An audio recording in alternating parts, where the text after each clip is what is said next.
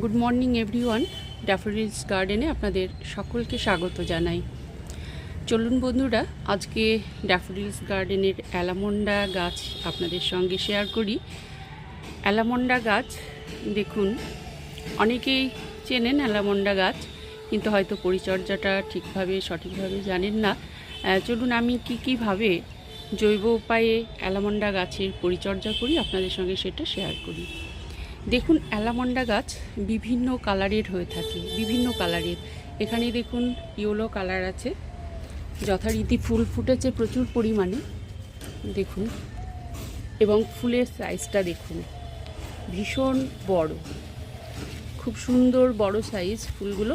এবং দেখুন সাথে কুড়িও আছে, প্রতিটা ডগায় ডগায় দেখুন ফুল এবং প্রচুর পরিমাণে কুড়ি, এবং অনেক দিন থেকেই ফুল দিচ্ছে।